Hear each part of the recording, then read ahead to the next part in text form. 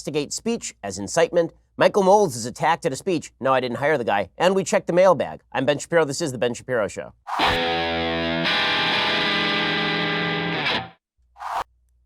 I know, when I found out that Michael Knowles was attacked last night at a speech, my first thought was, well, thank God. And then I found out he was okay, and it was like, damn it, if I hire somebody to do a job, you just can't get good people to do things these days. You got to do everything yourself. So when he gets back to L.A., I'm just going to go out there with a super soaker full with bleach and go after him. We'll get to all that in just a second. First, attention, gun lovers. How would you like to hit the range tomorrow with a brand new gun? I know I would. And the United States Concealed Carry Association wants to make that dream come true for you. They are here to help train and protect responsible gun owners like you and me. And right now, they're giving away not one, not two, but 19 free guns. So what type of gun will it be? Well, here are some hints. To start, it is one of the world's most popular double-action pistols on planet Earth today. It's often the gun of choice for law enforcement officers, civilians, and our military. Its accuracy makes it an ideal concealed carry gun, and it can even be used as a perfect training gun right out of the box. Does this sound like something you'd want? I know that I would. Simply text the word WIN to 87222 right now to reveal the identity of this gun and instantly lock in your 19 free chances to win it. That's WIN to 87222. It's simple, quick, 100% free. Oh, extra bonus, the first 3,000 people to text in will also be sent a free concealed carry guide just for entering, so you really have nothing to lose. Pretty awesome. Your opportunity is slipping away. This giveaway does end soon, so text the word WIN to 87222 right now for the official rules, lock in your 19 entries, and get your free concealed carry guide before it is too late. Text WIN to 87222. That is WIN to 87222. Alrighty, so we begin today with the continuing fallout over Ilhan Omar getting herself into trouble once again because it is a day ending in Y and a month with more than 17 days. So that means that Ilhan Omar is in trouble again, and she's doubling down on her being in trouble because she is not good at this. Also, she's not a very good person. So there are a few different things that are wrong with Ilhan Omar's take on 9/11. So she begins, this all came to light over the past few days because she was speaking at the Council on American Islamic Relations. We played the clip several times. And while she was there, she suggested that CARE was founded in the aftermath of 9/11, not true, to defend Muslims after some people did something. And people who remember 9/11 said to themselves, what now? Some people did something? That's your hot take? Some people did something? And she defended this, not by suggesting that she may have been insensitive in her remarks, or that's not what she meant, or obviously 9/11 was a truly terrible tragedy for the country and an act of tremendous evil, right? All the things that you would expect a person to say in this position. Instead, she simply keeps doubling down on all of this, like over and over and over again. So, for example, Ilhan Omar tweeted out this morning in response to all of this, quote, "The people and the people who knocked these buildings down will hear from all of us soon. President George W. Bush. Was Bush downplaying the terrorist attack? What if he was a Muslim?" What in the living hell is that supposed to mean? First off, let's analyze that quote from President Bush. I remember him saying that. You remember him saying that, if you are older than 17 years old, because he was standing on the rubble of Ground Zero at the time with a bullhorn and explaining to people that the people who perpetrated the attack would soon be dead because we would be sending our soldiers overseas to kill them. That's what he meant by that. The people who knocked those buildings down will hear from all of us soon was not him saying we're going to call them and then have a nice conversation. That was not the idea. The idea was the evil people who knocked down these buildings are going to hear from us in the form of missiles. Was Bush downplaying the terrorist attack? No, you doof. He wasn't downplaying the terrorist attack. And I love her take. What if he was a Muslim? Right. The real victims of 9/11 were the Muslims, obviously. The real victims of 9/11 across the United States were Muslims. Now, I am old enough to remember all of this going down. And the media's chief concern, one of their chief concerns in the aftermath of 9/11 was the so-called Islamophobic backlash, which did not end up materializing. There's a lot of worry about Muslims being mistreated across the country. That did not end up materializing. And George W. Bush went out of his way over and over and over to separate Islam from the terrorists. I think he went overboard by characterizing Islam as a religion of peace, for example. I don't think he's an Islamic scholar, so I don't think that he had the expertise to do that. But he obviously was attempting to protect innocent Muslims from being lumped in with radical Muslims who had committed the terrorist atrocities. And yet Ilhan Omar continues with this narrative that Muslims were truly victimized on 9/11 as opposed to the people who were murdered in the 9/11 terror attacks. So you want to prove that you are sympathetic to the victims of 9/11, and your first response to all of this is to downplay 9/11 again by suggesting that that the real issue here is whether Bush was treated differently because he was not a Muslim guy. What in the living hell? Now, most Democrats are running for the hills. They're nowhere to be found. They won't comment on this stuff. The reason they won't comment on this stuff is because they are afraid of ticking off the fresh faces of the Democratic Party. You know, the ones who are drawing all the attention. Ilhan Omar, Rashida Tlaib, Alexandria Ocasio-Cortez, who have formed the three dragons of the radical left. And most Democrats are refusing comment on this. They're running for the hills. They don't want anything to do with the comments, but they also don't want to tick off these three young women who are the new fresh faces, so fresh, so face of the Democratic Party. A couple exceptions. There is a top Democrat named Lugin who came out and said, yeah, this is not great stuff. This is, you know, she needs to do better than that. Those statements were not only hurtful to me, but extremely hurtful to everyone that was personally impacted by those terrorist attacks. No one should refer to what happened on 9/11 with terrorist attacks that killed thousands of Americans as something by some people.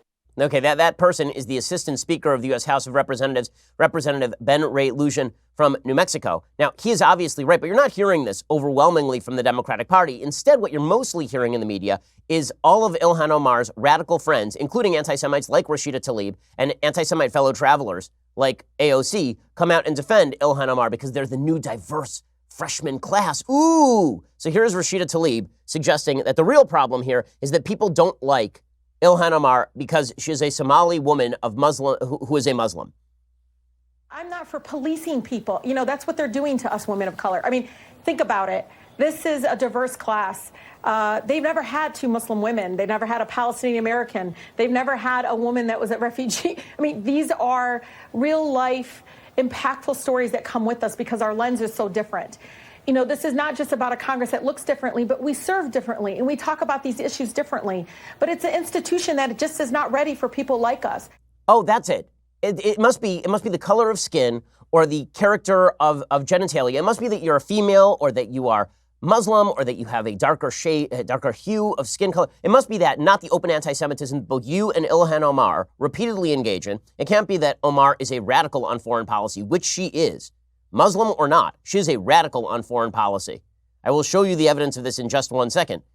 But it must be that the criticism is all related to race. Now, weird, because there are other Muslims in the U.S. Congress, and they don't receive this kind of criticism because they don't say this kind of crap.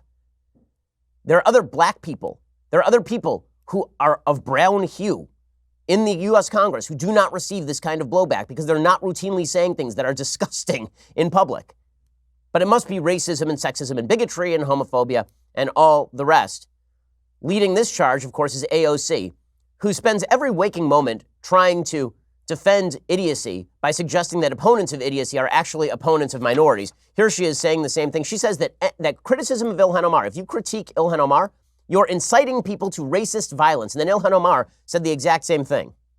To elicit such an image for such a transparently and politically motivated attack on Ilhan, we are getting to the level where this is an incitement of violence against progressive women of color. And if they can't figure out how to get it back to policy, we need to call it out for what it is, because this is not normal, and this is not a normal level of political debate or rhetoric. It's incitement. It's incitement against women of color. Incitement, really. So the rule now is that if you criticize a member of Congress who happens to be a woman of color, it's incitement?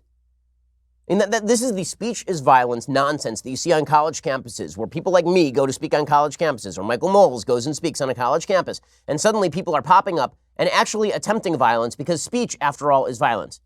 If the new standard is that harshly critiquing somebody is incitement to violence, then you know who's going to be responsible for violence? Ilhan Omar. Not 2 weeks ago, she suggested that Donald Trump was not a human. She said Barack Obama was a human, but Donald Trump is not a human. Which is worse, saying that Ilhan Omar said a terrible thing about 9/11, or that she downplayed 9/11, and that she said terrible things about America repeatedly? Or is it worse to call Donald Trump not human, to dehumanize a person by calling them not human? Which was more inciting? Which one? Here's Ilhan Omar saying that 2 weeks ago. I just want to get your side of the story. Do you believe that Trump and Obama are the same, just different when it comes to their policies? We understand that you refute this Politico story. Could you just set the record straight so we get your side of it? Do you think that President Obama is the same as President Trump? Absolutely not. That is silly to even think and equate the two. One is human, the other is... Is it true that you just think that he's more polished than Trump? One is human, the other is not. Okay, which one is more inciting, that or people pointing out that Ilhan Omar's comments about 9/11 were, at best, insensitive? At best. It's pretty incredible. AOC went even further than this. Again, it is amazing to me that people see her as an intellectual leader of her party. If this is the case, sell your bonds. Because my goodness, AOC tweeted this out about Dan Crenshaw. So Dan Crenshaw is one of the people who's been critical of Ilhan Omar's comments about 9/11. Representative Crenshaw from Texas served in Afghanistan, lost an eye to an IED in Afghanistan, did that defending Muslims in Afghanistan. So AOC tweets this out at Dan Crenshaw. So Dan Crenshaw had tweeted, first member of Congress to ever describe terrorists who killed thousands of Americans on 9/11 as some people who did something. Unbelievable. AOC responds, you refuse to co-sponsor the 9/11 Victims' Compensation Fund, yet have the audacity to drum resentment toward Ilhan Omar with completely out-of-context quotes? In 2018, right-wing extremists were behind almost all U.S. domestic terrorist killings. Why don't you go do something about that?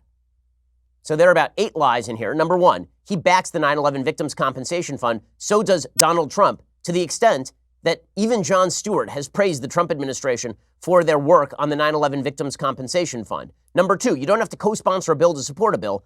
3, she's really going to suggest that people like Ilhan Omar are doing more for 9/11 victims than Dan Crenshaw, who joined the military and lost an eye to fight the people who perpetrated 9/11? That's your take? While you were dancing on a rooftop and mixing drinks, that dude was over in Afghanistan serving and getting his eye blown out by an IED. That's your hot take? It's unreal. It's unreal. And then we're supposed to take these people seriously when they protest that, no, they love the American military. No, really, they take 9/11 super seriously. No, they really take terrorism seriously. By the way, the evidence that Ilhan Omar does not take terrorism seriously is not just that one clip. It's that over and over and over, she has said things that make it seem like she does not take terrorism particularly seriously. I will give you the evidence in 1 second. First, let's talk about hiring at your company. Hiring used to be difficult. Multiple job sites, stacks of resumes, a confusing review process. But today, hiring can be easy. You only have to go to one place to get it done. ZipRecruiter.com/dailywire. ZipRecruiter sends your job to over 100 of the web's leading job boards. But they don't stop there. With their powerful matching technology, ZipRecruiter scans thousands of resumes to find people with the right experience and then invites them to apply to your job. As applications come in, ZipRecruiter analyzes each one, spotlighting the top candidates so you never miss a great match. ZipRecruiter is so effective that 4 out of 5 employers who post on ZipRecruiter get a quality candidate through the site within the very first day. Right now, my listeners can try ZipRecruiter for free at this exclusive web address, ZipRecruiter.com/dailywire. That is ZipRecruiter.com/dailywire, DAILYWIRE. ZipRecruiter.com/dailywire. ZipRecruiter is indeed the smartest way to hire. If you want to upgrade your business, there's really only one company that you should be using for your hiring. That is ZipRecruiter.com/dailywire. Give them a try for free at ZipRecruiter.com/dailywire. Hey, so Ilhan Omar is protesting that no.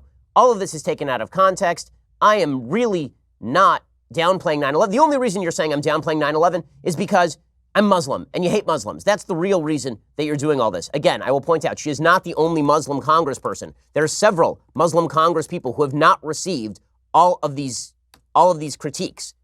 There are many members of the Congress who are Muslim who don't receive this kind of blowback. And yet. So why is Ilhan Omar receiving this kind of blowback? Well, because she has been for years saying stuff like this. So back in 2012, she did an interview with a pretty radical TV/radio show in which she questioned why exactly is it that we say England and America in the same way that we say, why don't we say England and America in the same way that we say Al-Qaeda? Why not? We played it on the show yesterday. And she did a full clip where she was joking and laughing about Hamas and Hezbollah and Al-Qaeda. She said that she took a class where the professor, every time he said Al-Qaeda, he said Al-Qaeda with like a feeling of dread. Why didn't he say England or America or the army in the same way? Because those are terrorist groups, lady. That's why. And that's not the only time that Ilhan Omar has said something like this. Just 2 years ago, she wrote a piece for Time magazine that we'll get to in just 1 second. Okay, so this piece in Time magazine from Ilhan Omar. In this piece, she was talking about Charlottesville. And here is what she talked about with regard to the United States. Here's how listen to how she characterizes the United States versus how she characterizes Islamic terrorism. Quote, "We must confront that our nation was founded by the genocide of indigenous people and on the backs of slaves, that we maintain global power with the tenor of neocolonialism." So first off, virtually every aspect of that statement is wrong. The quote-unquote genocide of indigenous people was disease brought over centuries earlier by Europeans from a variety of different countries. Disease is not a genocide. The Trail of Tears was not a genocide. The Trail of Tears was an evil act by the United States government. It was not a genocide, and it happened after the foundation of the United States. The nation was not founded by the genocide of indigenous people. That's a lie. And when she says that our nation was founded on the backs of slaves, slavery was an evil part of America's founding. Also, it did not exist in the north part of the United States. Members of the North were very much opposed to slavery. There was a big fight over it in the Declaration of Independence. And it is also possible that an evil thing that was a part of America's history was not actually the foundation of the country. The foundation of the country was the ideas. As I've said many times, I say this in my new book, The Right Side of History. The great divide right now in the West is between people who think like Ilhan Omar and people who have respect for the history of Western civilization. People who mischaracterize Western civilization as based on hatred and fear and racism, and all of the great ideas of the Declaration and the Constitution were just a bunch of nonsense. And then there are people who recognize that the ideas of the Declaration and the Constitution are wonderful, terrific ideas that were not always fully lived up to by human beings. Nonetheless, she says all that, and then she says, we maintain today global power with the tenor of neocolonialism. Neocolonialism, she's going to need to explain where we have settled in Afghanistan and Iraq. She's going to have to explain where we settled when we were bombing the Serbs on behalf of the Croats during the Yugoslavian war. She's going to have to explain where we settled when we were defending Saudi Arabia from the predations of Saddam Hussein.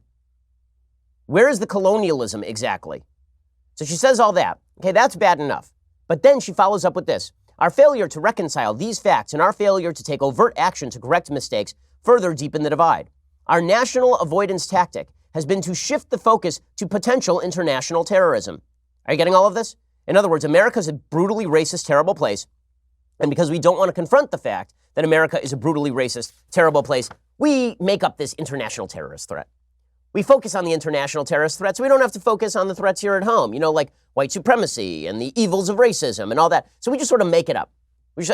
Obviously, this is a person who takes terrorism super duper seriously. She takes terrorism so seriously that she characterized in 2016 in a letter to a judge trying to get a bunch of terrorists who had joined ISIS off the hook. She characterized their actions. I mean, talk about downplaying. Here is how she characterized people trying to join ISIS in 2016. Quote, young men who made a consequential mistake. Oh, is that what happened? It was a consequential mistake. Like shoplifting or a drug bust. They tried to join ISIS. Okay, she said about this, we must alter our attitude and approach to these young men. She said a long-term prison sentence for one who chose violence to combat direct marginalization is a statement that our justice system misunderstands the guilty. Ah, I see. So terrorists, people who try to join up with ISIS, they're only doing so because America's really bad and it's marginalizing people. And if we sentence those people to long jail terms, we're marginalizing them even further. But we're supposed to believe she took 9/11 super seriously. She takes terrorism really seriously. It's pretty astonishing stuff. And the fact that Democrats have come to her defense on the basis of you're inciting violence against her if you quote her, my goodness, or that Dan Crenshaw is somehow less patriotic than Ilhan Omar after losing an eye in combat and being a Navy SEAL. It's just insane, and it's insulting. But I guess this is what the Democratic Party wishes to become. I guess the Democratic Party wishes to become the party of people who rant and rave about how terrible America is routinely, and then when called upon it, suggest that this is incitement against people of color. It's just disgusting. I mean, honestly, it is just gross. AOC should be ashamed of herself. Ilhan Omar should be ashamed of herself. Rashida Tlaib should be ashamed of herself. But apparently, there is no reason. I guess there is no reason for them to be ashamed. After all, the media will cover for them. So it is pretty amazing. It is pretty amazing and it's pretty terrifying. Okay, so meanwhile, there is a big story that came up yesterday with regard to the Daily Wire's own Michael Knowles. As I said earlier, when you hire somebody to put out a hit, presumably the person should fulfill their duty, but apparently you can't get good people these days on college campuses. Anyway, University of Missouri, Kansas City, Michael was speaking. The speech was titled, "Men Are Not Women." This apparently is a very controversial thing over at University of Missouri, Kansas City. So in the middle of his speech, a bunch of the protesters get up and they walk out, but they don't all walk out for long. One of them pops back through the door carrying a super soaker that contained glitter-laced liquid. Unclear what the liquid was. Apparently it smelled like bleach. But this person pops through the door and starts shooting the super soaker at Michael, at which point one of the police officers in the room, who obviously should get some sort of tryout with the Chiefs, takes down the perpetrator with a strong armbar. I mean, this is a solid tackle right here.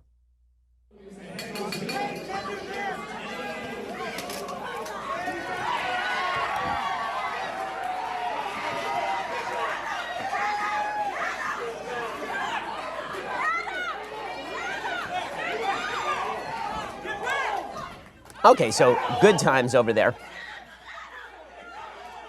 Good times over there, and Michael handled it with aplomb. He was totally fine. You know, thank God. This sort of stuff happens on campuses all too often, but that's pretty astonishing stuff. Then the media covered it as though it was a mere allegation. Oh, allegedly somebody popped through the door and shot something at Knowles. It was on tape, guys. It was on tape, and that does demonstrate how crazy things have become on campus. Campuses have become a disaster area. Now, most campuses are not like this. I visit lots and lots of campuses, but the fact is I also have better security than Knowles does. I mean, whenever I speak, because campuses are aware of the kind of controversy it causes, they have lots and lots of security. So nothing like this has ever gotten close to me. But Knowles had a little less security, and protesters decided to do something like that. If that gets in Knowles' eyes, obviously, it's a big problem. This is what comes of the mentality that says that speech is violence. So Michael's speech is a form of violence. So you can use violence against his speech. If you use speech against Ilhan Omar, then that is a form of incitement to violence. Amazing, amazing, terrible mentality. Okay, coming up, we'll get to President Trump on illegal immigration because there's a breaking story that's getting a lot of play, and I'm not sure exactly why. First, code names, deception, gadgets. It might seem like something out of the movies, but these are just some of the essential components of being a spy. Most spies are actually ordinary, forgettable people, which makes them all the more dangerous. So what does it really take to be a spy? Every single week, the Parcast original, Espionage, tells the stories of the world's most incredible undercover missions and how those covert operations succeeded or failed. Find out the real-world spy tactics required to impersonate, exploit, infiltrate the most confidential places in the world. You'll be fascinated by the story of KGB operative Vasily Mitrokhin, who risked his life hiding highly classified material from Russian secret services and bringing it to the West. You'll be astounded by the life of Morton Storm, a former Islamic radical who left the religion to work for the Danish Security and Intelligence Service as a spy in Islamic militant circles. Search for and subscribe to Espionage wherever you listen to podcasts. It's really terrific. I've listened to a bit of it. Again, search Espionage or visit parcast.com/espionage to listen right now. This is really cool stuff, and it does blow up a lot of your preconceptions about what exactly espionage constitutes. Go check it out right now. Search Espionage or visit parcast.com/espionage to listen right now. Go check it out.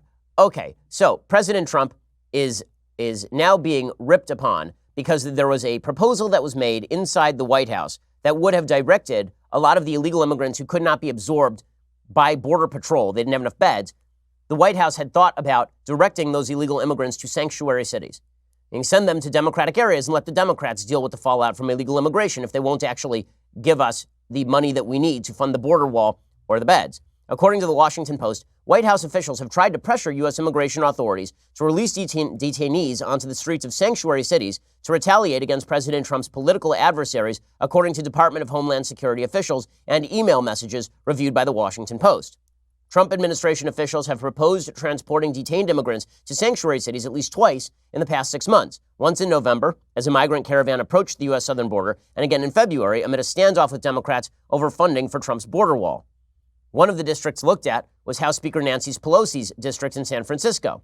The administration also considered releasing detainees in other Democratic strongholds. The White House officials first apparently broached the plan in a November 16th email, asking officials at several agencies whether members of the caravan could be arrested at the border and then bused to small and mid-sized sanctuary cities, places where local authorities have refused to hand over illegal immigrants for deportation. The White House told ICE that the plan was intended to alleviate a shortage of detention space, but also served to send a message to Democrats. The attempt at political retribution raised alarm within ICE, with the top official responding that it was rife with budgetary and liability concerns and noting there are PR risks as well. After the White House pressed again in February, ICE's legal department rejected the idea as inappropriate and then rebuffed the administration. A White House official and spokesman for DHS sent nearly identical statements to the Post on Thursday, indicating the proposal was not under consideration. This was just a suggestion that was floated and rejected, which ended any further discussion, the White House statement said. Nancy Pelosi's office blasted the plan. Her spokeswoman, Ashley Etienne, said, the extent of this administration's cynicism and cruelty cannot be overstated, using human beings, including little children, as pawns in their warped game to perpetuate fear and demonize immigrants is despicable. Frankly, I am confused by Pelosi's reaction. I am. I don't understand the reaction. If the idea is that illegal immigrants coming into the country provide no threat and should be placed in areas where the resources are available, sanctuary cities seem like a pretty good place for that. LA has thousands of illegal immigrants living here and lots of resources, and it's a sanctuary city. Same thing in San Francisco. I am constantly amazed at the hypocrisy of a media that went along with Barack Obama shutting down open-air World War II memorials in the middle of a government shutdown just to prove to people he could make people suffer. And the media went along with that. Oh, well, he has to shut memorials, doesn't he? Yeah, he has to shut memorials because government shutdown, man. Doesn't matter that it's open air. Doesn't matter World War II vets can't get in.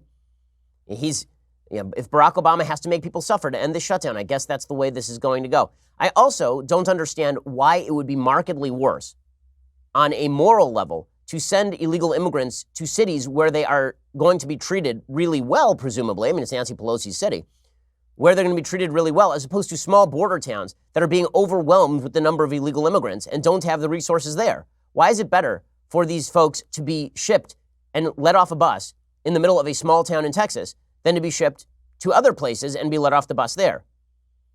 It's confusing to me. I mean, why does Nancy Pelosi actually have a problem with illegal immigrants being sent to San Francisco? In fact, I'm old enough to remember, because I am more than 5 years old, when one city in California called Murrieta objected to having illegal immigrants sent to the city, and they tried to stop the buses of illegal immigrants that were being bused to the city. And the media covered this as though the people who were protesting were racist. So which is it? If Nancy Pelosi doesn't want illegal immigrants sent to her city, is she a racist just like these folks from Murrieta? Or does she have rational concerns about the impact of illegal immigration on her district in the same way these people from Murrieta did? Here's a clip from Murrieta, circa 2014. This is Obama time. And listen to how the media cover these people from Murrieta who do not want thousands of illegal immigrants bust into their small town community.